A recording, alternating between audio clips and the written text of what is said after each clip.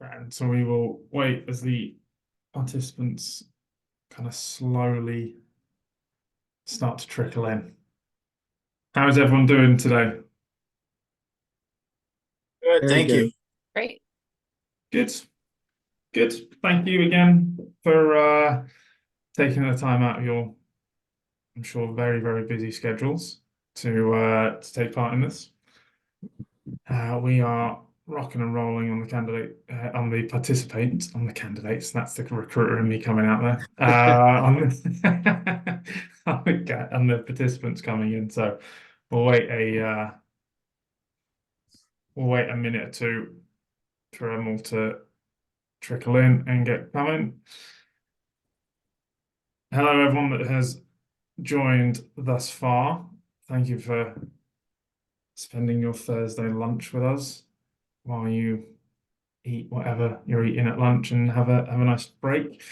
There is going to be a Q&A at the end. I'll repeat it in a bit, but there is a Q&A in the end. So if you have any questions for the illustrious panel, feel free to throw it into the Q&A section below on the screen, and they'll pop up. And at the end, we will hopefully get through a few questions, as long as we don't go over the time limit, which is a possibility.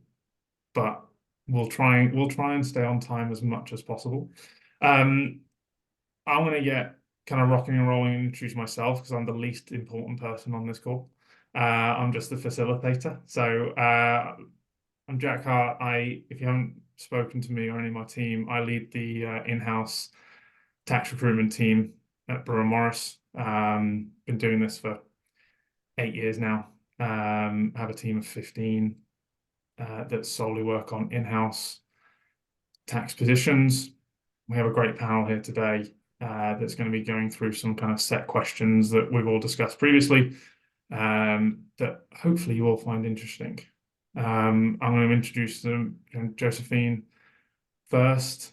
She's the head of tax at Nestle, and the incoming TEI president, Josephine, which is officially announced today. It's a media breaking announcement. I feel honored because it's the second year in a run now.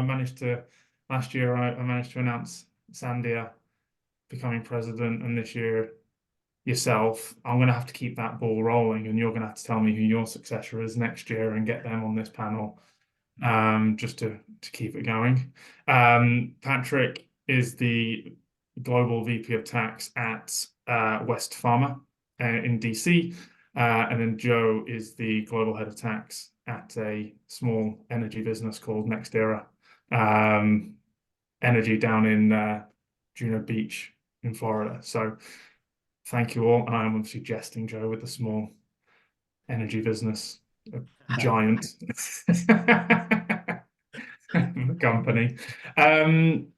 Josephine, we're going to kind of start with you. And the first question for all the panel, but we'll start with yourself, Josephine. Your route to where you are now is, all of you, a very interesting route. Could you kind of describe how you've got to the position that you're in now on both sides, right? Head of tax at Nestle, and obviously the link with the TEI, and how you got to your position there, and the additive benefit of being a member there. Yeah, be happy to.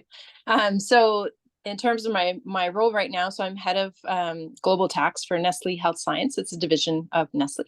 We make vitamins, and we have a pharmaceutical section.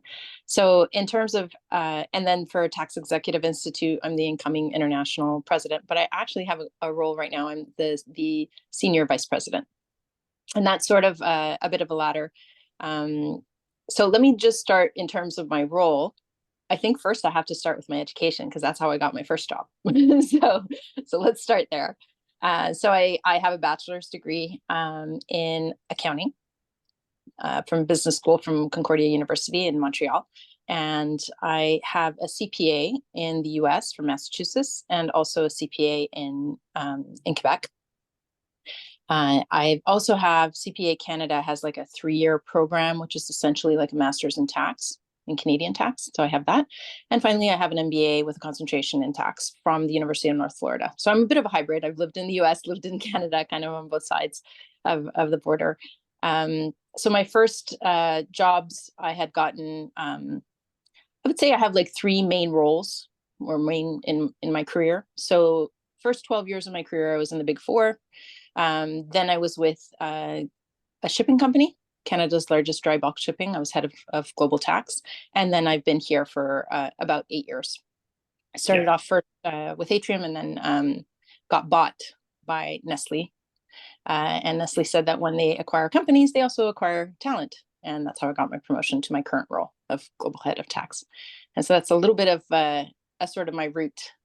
I did spend in the Big Four, I spent the first 4 years in audit and in consulting, where I got a chance to do a lot of M&A, did a lot of international type structuring. And then I ended up in tax and then focusing on international tax. So that's a little bit of the work part. TEI. So for TEI, in order to be eligible, Tax Executive Institute is a group of about between 6,000 and 7,000 in-house tax professionals globally, and broken down into 11 regions, into 56 chapters. In order to be eligible, you have to be an in-house tax professional. So once I joined in-house and left the firms, I became eligible. So I joined my local chapter. Then I ended up on the board of the chapter. Then I became chapter rep. And then I moved on to becoming head of my region.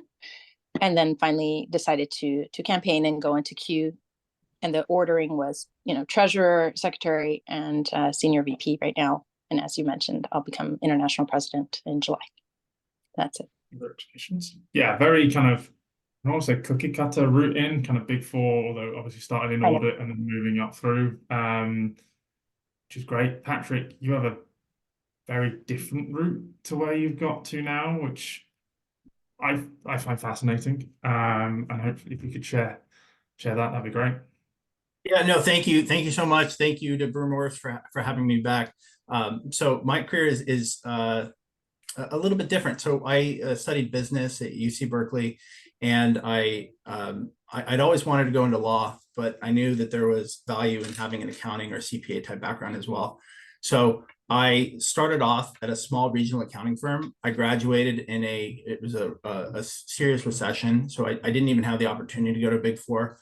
Already, I felt like maybe I was behind in my career. So the first few years, I'm at a regional CPA firm working on, high net worth type clients, partnerships, individuals, that type of situation. And after 2.5 years, I started to have health problems. I started to have panic attacks. And it was the stress of public accounting 7 days a week, for months on a time. I couldn't handle it. So an opportunity opened up at Levi Strauss & Co. I was in the Bay Area in California, and Levi's had an entry-level position for state income tax analysis. I knew exactly like 0.00 about state income taxes, but Levi's looked like a good company, and it was an opportunity to try something new. So I took a risk both to go from public accounting to in-house, and then the nature of the role. It wasn't like my dream role. Oh, I want to do apportionment. That it wasn't my dream role, but it was a foothold inside a big multinational. So I did that, and I really committed myself to the team and the success of the organization. And management sees that, and they reward it. And they, in a lot of good companies, like at least my experience has been, if you're really devoted to the team and driving value, you do oftentimes have opportunities to develop and go zig and zag in your career. And so I had the opportunity to move into federal outbound. So, looking at international tax. And at the same time, I started an evening law program, which was so much fun. It was great to work a full-time job and then go do law school, on my nights and weekends for 4 years. I like to say I had a full head of hair before I started with the evening law program. But it was great. Getting through it, it was a sacrifice. Getting through it, I had really good practical real world experience, and I had that technical law background as well. So I did that. I moved up to manager, and then my boss at Levi's became the head of tax at a company called McKesson, which was a Fortune 10 company, 200 billion in revenue, big. And it was a great opportunity to come in as the international tax planning director. I was there for 11 years. And I had a number of different roles. So I moved to Europe and was responsible for European taxes for a number of years. I oversaw transfer pricing, global tax planning, controversy, and a little bit of policy. And then the opportunity came up to be the VP of tax at West, which is also a Fortune 500 company. And I've been in that role for almost 2 years now. So quite a bit of zigging and zagging over the last 20 years.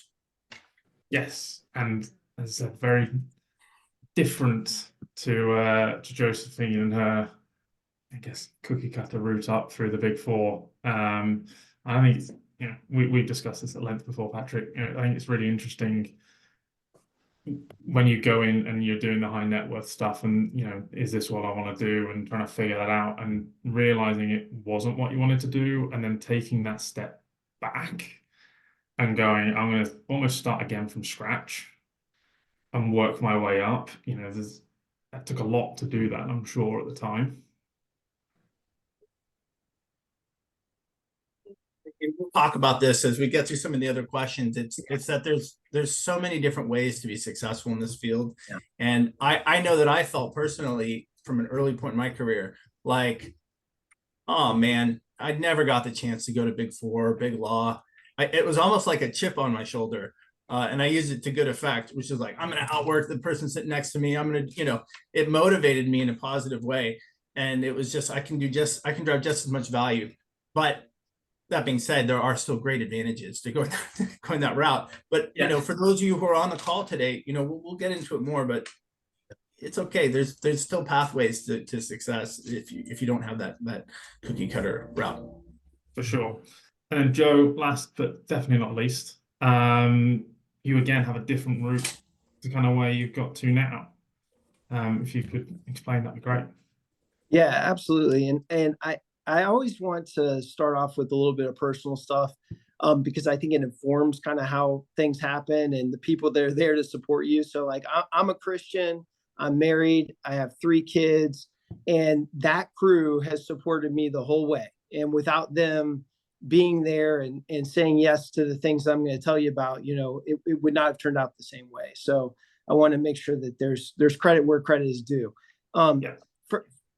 So I started off, I went to school, graduated law school, came out, went to 2 different law firms for about a total of 4 years. I'm deeply grateful for that time because I think it taught me, how to be a professional, how to be an attorney, and it was really an apprenticeship more than it was a job. And I'm thankful for that piece of it. But I also knew I wanted to go in-house as quickly as possible because that was not the life for me. Predicate family. And so I got a job offer from BP in Houston, and my family went from Miami in a law firm to Atlanta in a law firm, and then over to Houston. I was at BP in Houston. I started off doing Latin America and the Caribbean, so supporting their trading and their upstream activities there from a planning perspective. And then the oil spill happened, and they asked me to go handle all the tax issues for the oil spill. And this is kind of the first time that I said yes to something. And I think you'll see that as being an important theme as I go through the journey here. So I said yes to that and had no idea how or what or any frame for tackling this thing. It was $40 billion of expenditure and not very well manicured. So went in, spent 18 months kind of getting my arms around that. And from there, they asked me to go run the tax department up in Alaska. So I moved up to Alaska, just kind of said, yes, when else am I going to get an opportunity to go live in Alaska? Let's go live in Alaska. My wife and my kids, the ones that were born at that time anyway, were supportive. And we moved up to Alaska, lived in Alaska for 3 years. I had my youngest one up there. And then I got a call from an energy company I never heard of called NextEra. And what was really attractive to me was the fact that it was an East Coast energy company. And I kind of spent my career in energy at this point, being at BP for 8 years. And my wife's family's on the East Coast, my family's on the East Coast. We were living in Alaska, so there's just real dramatic difference in accessibility to family and to other things. And so we said yes to that, and came here, and we've been here for 8 years. And I started off as a senior director, I think, when I got here, and then moved my way up to the head of tax position over the course of that 8 years, and have been in this role for 2. Enjoying it? I mean, we've been speaking with going on 6 years now, which has flown by the way. Yes. Again, another very unique kind of route, and I think both yourself, well, all three of you, you know, saying yes to stuff when it comes to an internal move is incredibly important. And, you know, to your point, I wouldn't be here if my wife now didn't say yes, let's move from England, you know, to come to America, and then obviously down from Connecticut to Orlando. So I think having a partner who is Yes. supportive of your own career and sees it as a group career is incredibly important. So a life lesson: pick the right partner. It helps. The most important yes you say, right? Yeah. That's the first one. Yeah, for sure, for sure. Josephine, this is something that thank you all for that.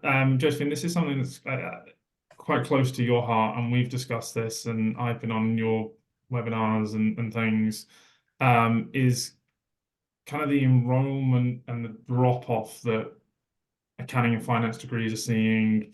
People becoming CPAs, you know, it's down 20-30%. How do you see that, you know, and the big four are outsourcing to India and other places in the world? How do you see tax and the general kind of accounting industry solving that shortage that's coming in the market? How can we help as a collective group for that? So this is a pretty loaded question. Of Yes. course, you have the 5-year rule in the US that is adding to that, you know, cost benefit when people start analyzing. And I just reading an article about this this morning again. I mean, going into, if we think about how do people get their route to tax more traditionally, and we've done, as you mentioned about the webinars, about the different routes of how to get to tax. I mean, legal, which we're seeing on this call, accounting, right? Those are some of the more classic ones. But I mean, transfer pricing, you know, you have economics, you have different routes as well. I think that what we've been trying to do with the Tax Executive Institute was we were trying to actually address that and have more visibility at the university level, saying this is an option. Tax is an option. And you don't just have to go to the law firms and the accounting firms. You actually can go in-house. And this is who we are. We're the Tax Executive Institute. How do you do that? Well, first of all, in 2019, we created a brand new category of membership called the student membership. Then in 2020, right around when the pandemic hit, we actually I had launched sort of as a pilot in the local universities, an event where we had a panel similar to this, where, you know, in-house tax people could talk about their careers in tax and how their route, how they got there. And we invited all the local universities. We continue doing this. Now we're doing it online as well. That was in person. And then in 2023, we created the first ever student committee. So a special committee within TEI just for students, and they put on a whole series of events, multiple webinars throughout the year, monthly, different topics. The next one's going to be on AI and technology and tax. How does it impact? What's the future? We had on networking, which Jack was on. And in addition, we have created a student case competition. And what this does is basically gets people, you know, interested in tax. Each university, it's an international case competition, and each university presents 4 students who then travel in Montreal. So we're doing it again this year. It's August 16th and 17th, perfect time in Montreal. And the prize is $2,000 for the winning team. IFA Canada is the one, so International Fiscal Association is the one that's sponsoring the prize. We have all other sponsors also to make this event reality. And it's a really interesting, it's different than your regular moot because it's a simulation of what it is to be an in-house tax professional, what it is to be a head of tax. And so the students basically have 3 hours to prepare. They have mentors, which are TEI mentors. And then the panel of 5 judges are essentially, you know, role playing what it is to be an executive. And so the students get what looks like an email that says, I'm really sorry to do this to you, but in 3 hours, you need to present to the board. And these are the tax issues. And don't worry about, you know, sales tax. Don't worry about, because otherwise, you know, you can go all over the place. So it's like really just international tax, which they would have gotten a 90-minute seminar from, you know, somebody who wrote a book on the particular topic and all the documents that they need so they can prepare properly. And then there's a back page that explains everything they need to know about the company. And really the spirit of this is education, number one, because they're going to learn. We make sure they all learn, they all got feedback and everything. Networking, which is amazing, because they get to network with the judges, with the sponsors who are present at the gala, with, you know, with all the TEI members and the different other students globally. And so that's really the spirit of it. And this is sort of how we've been addressing this and trying to just make sure that at least it's front of mind and that people know that tax is an option. And this is how we've been helping. But I agree, there's a bigger issue. Definitely, especially, like I said, the cost benefit when people are looking at, okay, accounting, and then what does this mean when I graduate? How much do I make? And, you know, those entry level, as opposed to maybe some other fields. Is that, I mean, I don't really have an answer as how to solve it personally, outside of getting into the universities and getting into the high schools to talk to people, because, you know, fast forward 10 years, there's going to be a drastic kind of drop off, which is great for everyone on this call if you're not a student, well, if you are a student or not a student, whatever level you are, because your skill set is going to be more in demand, right? Than what it is. But I think it's going to be a really interesting next kind of 5-10 years as we go down. Yeah, interesting kind of topic that we can dive into in more detail, but we won't because we do not have time. One piece of advice, I think this is kind of key, you know, if you were to give someone one piece of advice, Joe, fairly new in, you know, 1-2 year person, what would your bit of advice be for you 15 years ago, or whatever it is? Yeah, that's very kind of you. It was much longer ago than that, but yeah, I think it's to take the long view on things, and honestly, I'm not sure how much I would have listened to that at the time either, to be clear. But you know, the first thing is you're going to make plenty of money over the course of your career, especially based off of the conversation we just had with Josephine telling us how big this problem is, right?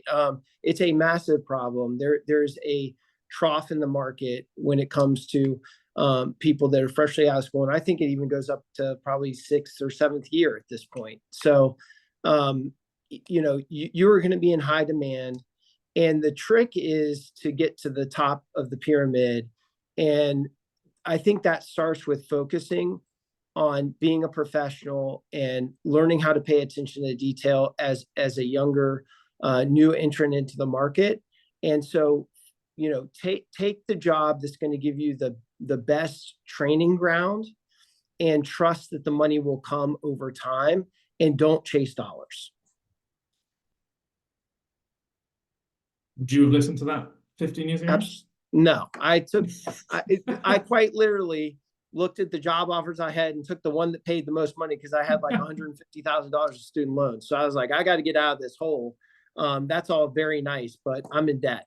So, but if circumstances were different, that's what I would have, what I probably should have done. And it, you know, it's advice that, you know, my team and I give to junior people all the time is where are you going to get, one, the right experience that you want to do for your career, regardless whether it's high net worth, international, transfer pricing, doesn't matter.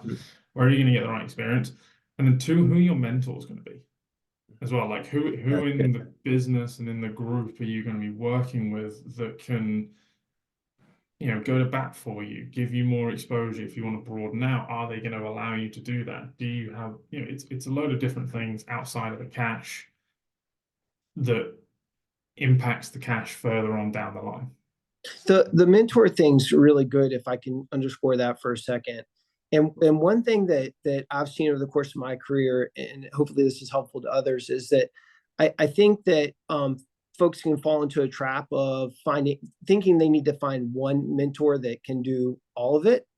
And what I found is that I actually am looking for, what is that person's superpower? Let me go tap into that, and then move to another person for a different superpower. Because it's very unusual to find one person that has everything that you think you need to be mentored on, and they're willing to do it, right? So open your aperture and see if you can find multiple people that can help you with specific things. Yeah, no, agreed. Yeah, 100% agreed on that one. Patrick, your advice for you 15 years ago? Only kind of Well, young. I mean, I think Joe gave really, really good advice. My advice would have been also in the tone of settle down, take the teal pill. My goal was to get, how do I get that next promotion as fast as humanly possible? What walls do I need to walk through? And I felt so much pressure to know exactly what my career path would be, right? How am I going to get point A to B, B to C, C to D?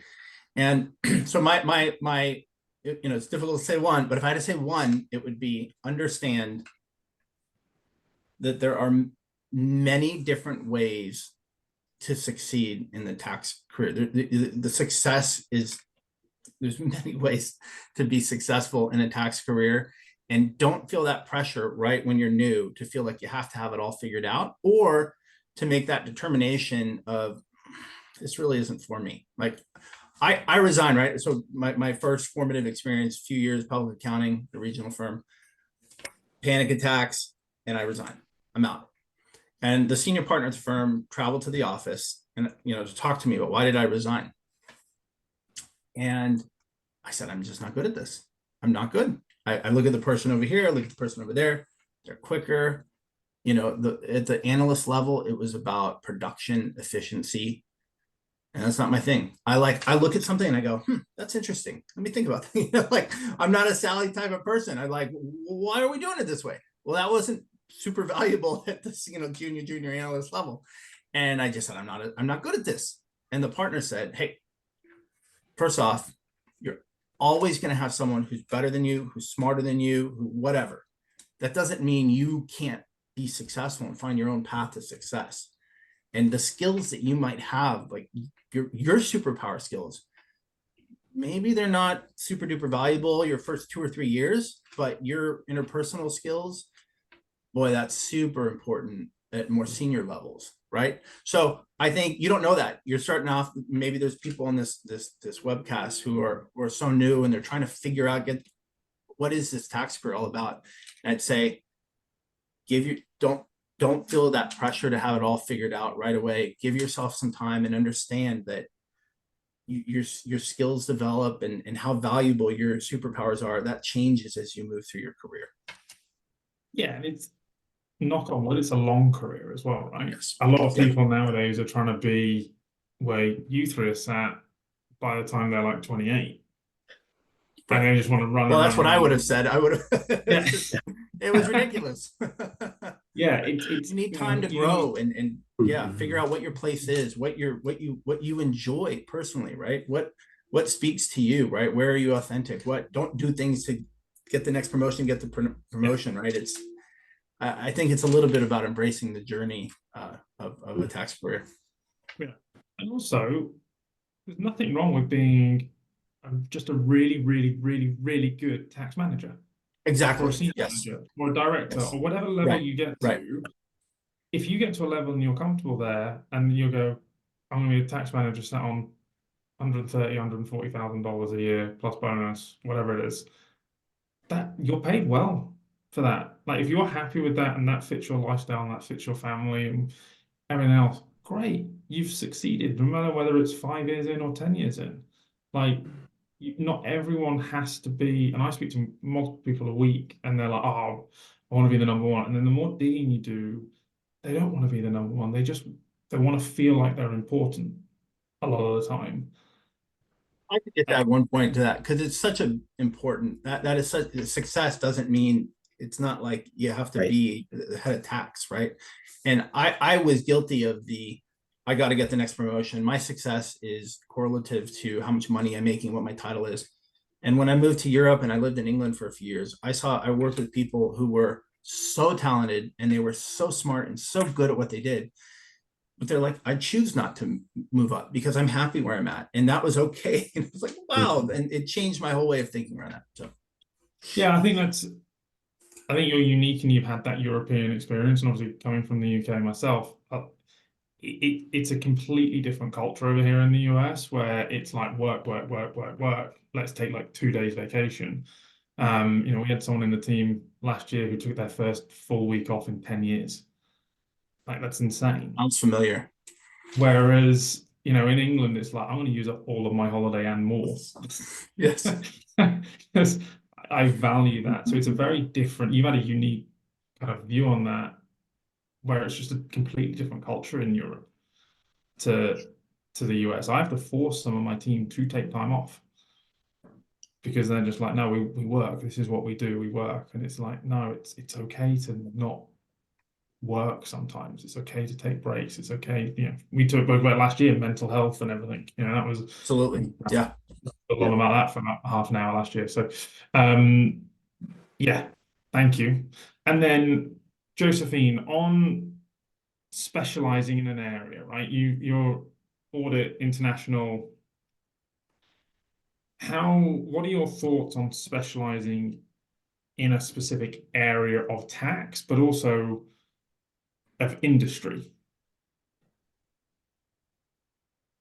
It's a good question. And actually, so at the time, there, for example, with the Big Four, sometimes they kind of like, some will actually ask you to focus earlier on. I know that at the time, EY had something they called EY University. This is years ago. I'm actually not that close to it now, so I'm not sure. But they would have people come in the program. Let's say you spent a couple of years in audit and then you went into tax. And then they would have you kind of like do rotations in different groups. So, for example, you might spend 4 months, 6 months, something like that in transfer pricing. Then you got to do R&D tax credits. Then you got to do the more of the consulting side. Then more compliance, where you actually find tax returns. And at the end of that, only then would you finally decide and say, okay, I'm going to focus on this, because you had a chance to experience different things. I think that's really powerful, especially early on in a career, because the other thing too is, if you say you're a tax person, a tax professional, what ends up happening is a lot of times people will ask you random questions about all kinds of stuff, and you're like, actually, all I do is this one thing, and it's very specific, R&D tax credits or something like that. But by getting exposure earlier on, then you can speak about. I remember I had done a rotation in the individual tax department, where you're dealing with high net worth, and very, very valuable, really interesting, because it's. Sometimes in terms of tax, it's a lot more about how you think. Of course, what you know, but you can always research stuff. You can always look into it and or find the expert. Almost like being a doctor, you have like all the different specialties, and in tax, we have that concept. But I think that the other part that something like that does is network. It gives you a bigger network, because then you get to meet all those different people. And if you have an issue, enough, and you're like, yeah, I know a bit about transfer pricing. I know the concepts, but you know what? This person is an expert. And then you can contact them and they can help you, and you can still stay part of it so that you understand the solution, which will help you much later on. And it's sort of how you approach. Exactly. I was going to say, it kind of touches on what Joe was saying before around finding multiple mentors around different areas of specialties.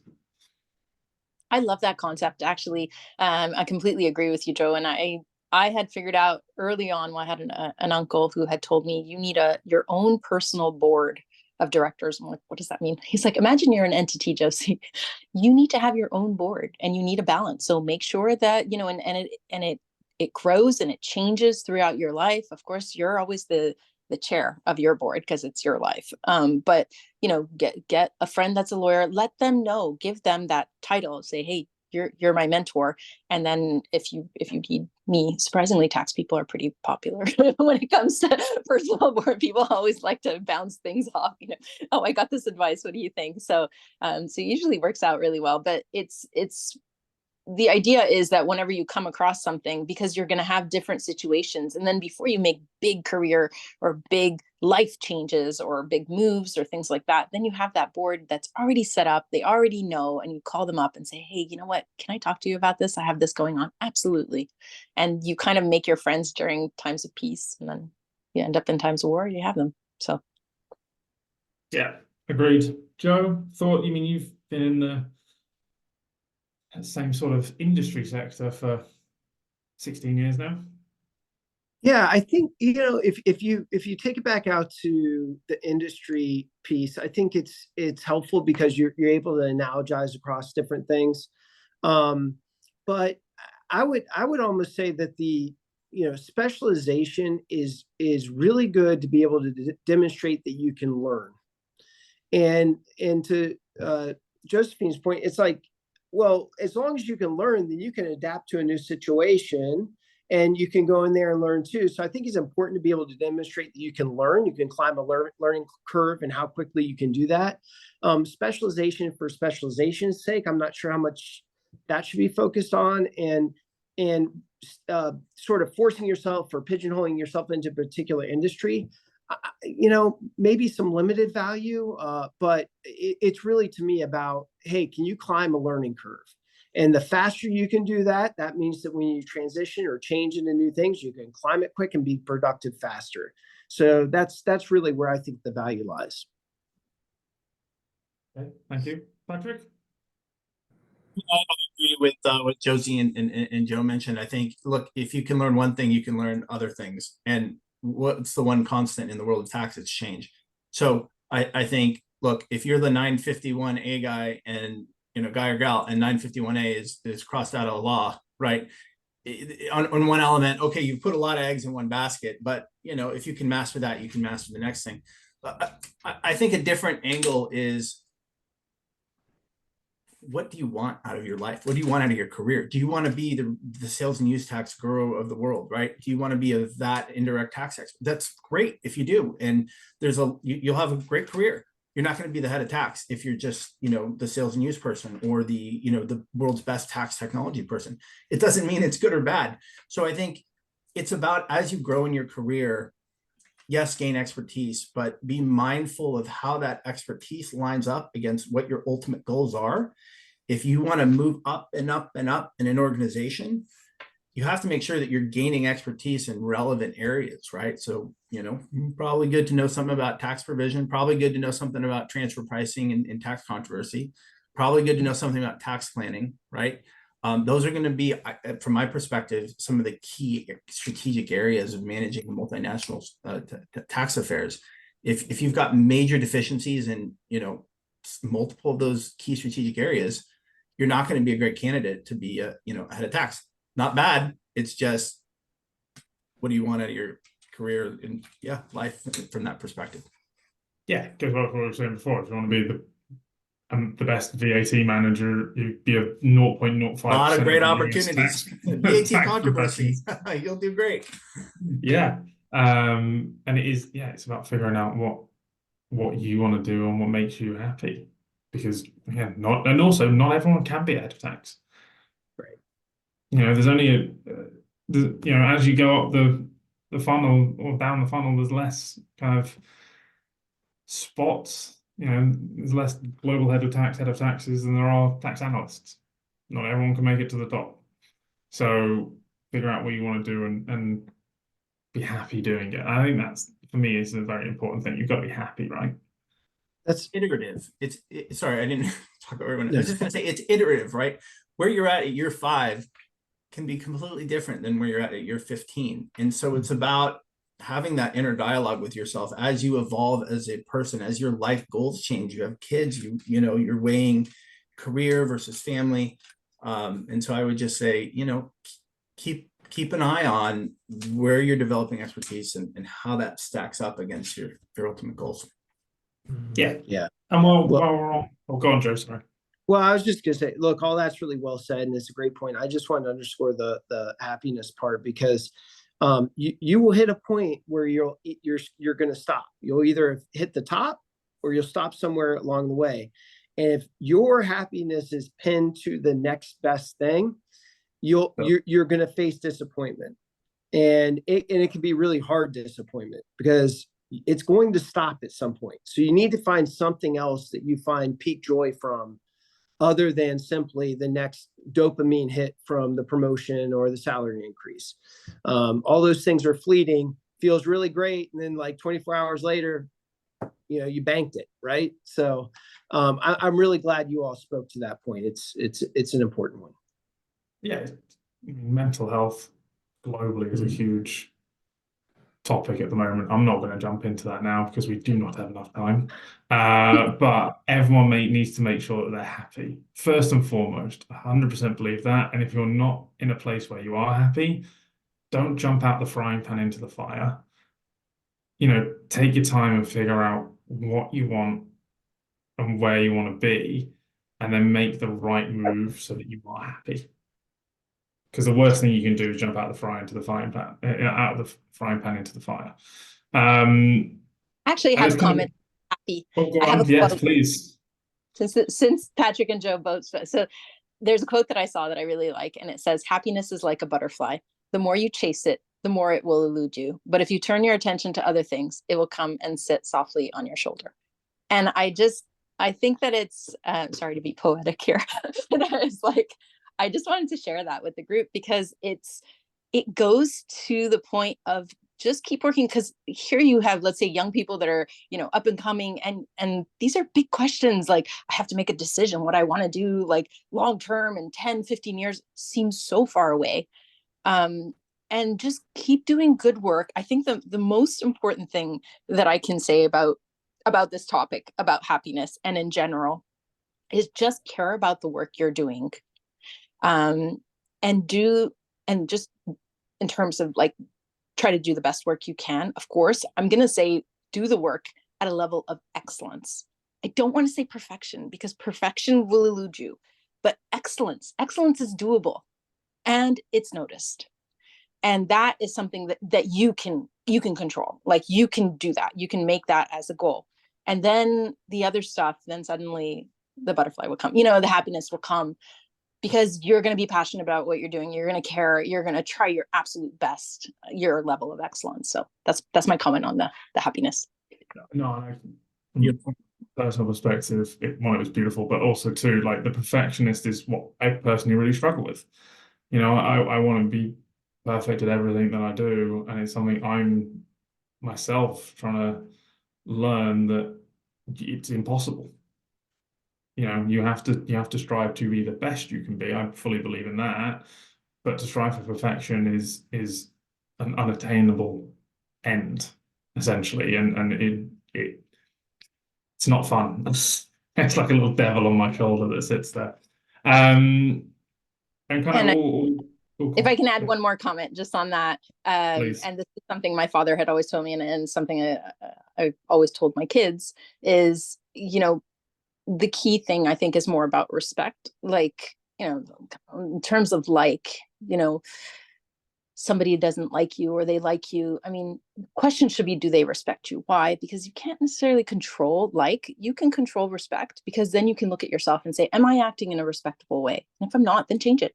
And it's sort of this concept of, especially when kids are younger, and the schoolyard type of shenanigans that happen. But when you put it in that context and you think about what respect is, and integrity and trust and honesty and all these good things that you can control, and if you screwed up, okay, well then own it, and then change, and then just become that person. Every day is a brand new day that you can become the best version of yourself. So. Every day is a learning day. And that kind of actually quite nicely goes into the soft skills kind of segment. It is increasingly, becoming a huge part of all levels of tax, and especially as you kind of climb up the ranks, you have to integrate with, you know, the legal team, the finance team, the board, and the C-suite, and, you know, all those kind of different areas for, you know, talking layman's terms to non-tax professionals. How has it changed from when you started to now, and how did you go around improving them yourself? Josephine, we'll run with you for the start of this one, if that's okay. Sure. I wanted to make sure I understood the question. Yeah, so soft skills, how has the soft skills changed from when you started in your career to now? And then how have you gone around personally improving yourself on them, improving your own personal soft skills? Okay. Big I would question. say, yeah, it's a big question. I think that young Josie was, not the same person that I am now. I think that what I would say is, in terms of presentation skills, I think it's really important to be comfortable speaking in groups, comfortable speaking on something like this. What I'd like to say is it doesn't get easier, you get better at it. So as time goes by, you kind of get more and more comfortable, and you kind of, instead of saying, push yourself outside of your comfort zone, it's more like you increase your comfort zone. And the more you do it, the easier it gets. And then you realize, oh, that wasn't so bad, actually. And I think that probably the most important thing is it's not about you. If you're trying to communicate something, it's about the other person. Do they understand? And when you focus on that, and then you're presenting and you're really trying to make sure the other person understands and that you're explaining it properly, then you kind of take focus off of yourself. And I think that that's probably a good route in terms of making sure that the communication part. So that's what I would say. The communication is definitely very important. Right. Thank you. Patrick, same question. Yeah, so I began my career as almost I'd say a bull in a china shop, very aggressive, in terms of we're going to get this project done. My boss trusts me to get it done. I'm going to walk through walls. I don't care whose skulls I have to crack to get from point A to point C. I'm going to get it done. And that was great. My boss loved it. Stuff got done always, but there was collateral damage within the tax department and outside of the tax department. It wasn't maybe the best strategy for building strategic relationships. And so for me, as I've matured as an individual, as a tax executive, it's really been a significant change in soft skills, patience, empathy, trying to think what are the challenges my partners might be facing and how can I support them. I'd also say part of it was mental health for me, and going back to that last one, and happiness, right? It's promotion, more money, title, empty. And finding, as I've matured, a better balance between work and life, and to Joe and Josie's points, right? Finding a better balance and getting my mental health more improved had dramatic effects on it was almost like when I started focusing on my mental health, my career trajectory just went straight up, in terms of no one wants to be around a stress case. No, if you're really stressed out and anxious, it's going to impact your soft skills. It's going to impact how you interact with people. So really focusing on those areas of soft skills really helped me a lot. Cool. Thank you. Joe, same question. Yeah, I think it's a way to really distinguish yourself. I usually take the technical stuff as table stakes, that, hey, if you're here, you can do the technical stuff. Now the question is, can you do something else? And that something else is typically, are you able to communicate effectively, both written and oral? And can you scale? And scaling really at its root comes down to, can you enroll other people, and can you indirectly influence them in a way to do more? Because when you get into leadership, it's no longer about what you do, it's about what other people do and your ability to get the best out of them. Because the best of 20 is better than the best of one, right? So I think that's really kind of the delta between folks that that may stagnate in a spot, maybe purposely so for various reasons. And people that ascend and want to ascend is, when you take a step back and look at it, really what you're saying is how do you affect other people? And can you scale through that? And are you able to enroll them and influence them and provide good judgment? So that's another area where I encourage people to make a lot of decisions. And you're not going to make all the right decisions, but you need to start making more right decisions than you do wrong. And the sooner you start making decisions, the faster you climb that curve too. And if you mess one up, then you got to figure out how to fix it. So you make a decision right or wrong. And if it's wrong, figure out how to make it right. Yeah. Yeah. My boss always says, don't bring me a problem, bring me a solution. Mhm. And I think, for me, I've worked with him for 8 years now. For me, that was a big one where it's like, okay, he doesn't want me to just come, this is wrong, fix it. He wants me to come and be like, hey, this is a solution to that problem that could potentially happen. And that really helped me in my career, I think anyway, is just not bringing problems constantly, and it's making sure you're finding fixes for anything, whatever it is that's happened. If you're finding solutions to those problems, and then kind of intertwined into all of this, you've all, I don't want to say hit the pinnacle because you don't know what's next in your careers, but you've all done very, very well to, get to the points where you're at now. What do you feel was your biggest strength that elevated you above your peers when you were kind of climbing those ranks? Patrick, I'll ask you to kick this one off. I think being resilient and being able to deal with setbacks and failure and to embrace it almost to an extent, not embrace failure for failure's sake, but if you're going to fail quick, right? Identify it, be introspective, be coachable, be open to input from other people. And that's going to serve you very, very well in any challenging, complex career, which is definitely what a career in tax is. Thank you. Joe?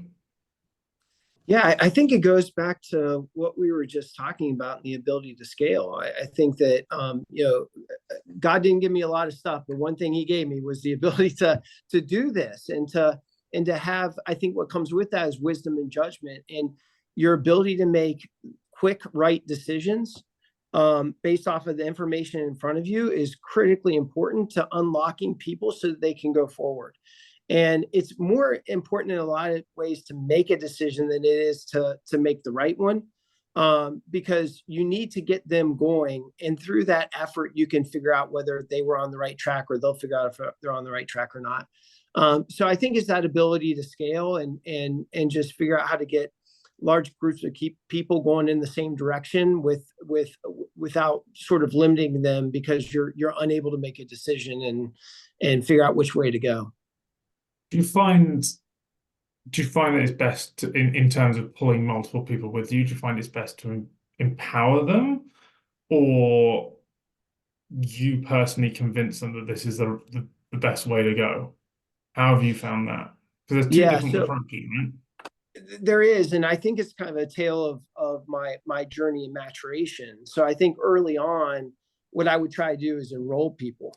Right? Hey, I know what the right answer is. Let me try and get you convinced that that's the right answer too, and then off we go. And that can be modestly effective, right? But I think as I've matured, what I've found is that I don't need to muscle through things that way anymore. I need to let things come to me, which means I need to empower other people, let them go, make their judgment calls. And then when they run into a problem, then I need to be able to rely on my wisdom to figure out how to navigate through that situation, as opposed to where I was early in my career, which is just, I mean, what Patrick was saying about running through walls and just plowing resonated with me because that's the way I was too. And I think what I found is that it hampered the people that I worked with a lot. And when you step back and let them kind of take their own decisions and trust them a bit more, you find that they scale in a bigger way and you can rely on your wisdom more. So I think that's a bit of a maturation process. Yeah. No, a bit of a bull in a china shop myself when I first started. So yeah, I think it is a maturing point, and one of the best things that I think I annoy the hell out of my team asking them if they come to me with any question. My first response is, "What do you think?" It's never to spoon feed them. It's always to try and pull the answer out of them and empower them to make, the right decision based on what they believe is the right thing to do, and then we'll figure out what's coming on further down the line. So yeah, no, I completely agree personally. Josephine, last but again, very not least. I would say, in terms of, it's interesting because it resonated in sense of what Patrick and Joe have said, and I think that probably a growth mindset, but also like just gathering information. To your point, Joe, like I often when people are struggling to make decisions, kind of let them go through and let them come to the answer and sort of guide them. But what a lot of times what they'll realize is that they don't have enough intel, they don't have enough information, and that's why they're so uncomfortable. They can't make a decision. But you can't get there unless you go through that process. And then, I love PowerPoints and you can do your pros and cons and you can do all the different options and then and that's when you really see it. And then you really do your proper due diligence, thorough job. And at the end, guess what? Then it makes all sense. Everything kind of comes out and it's like, so I would say, but that mindset, that growth mindset of saying, okay, there's things I don't know.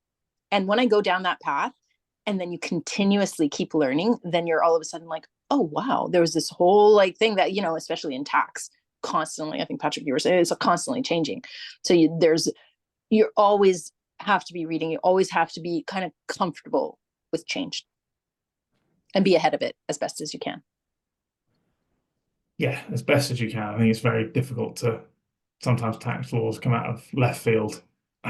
And it's quite difficult to be ahead of them. But yeah, no, I think keeping up with change is imperative for anyone, regardless of the profession, right? Obviously, specifically tax, regardless of the profession. This is going to be my TEI link back because of the education, right? So at Tax Executive Institute, then you get to be there, and then the networking, you get to meet other people. There's the whole advocacy. So that's where you can, and it's not. It's actually fun. It's enjoyable because you get to meet with people and then understand. It's almost like, in tax, the whole transfer pricing and benchmarks, and it's the benchmarks are your peers, other people in the industry. What are you doing on, what are you working on? What are your big issues that you're dealing with? And then all of a sudden you're like, that's a really good point.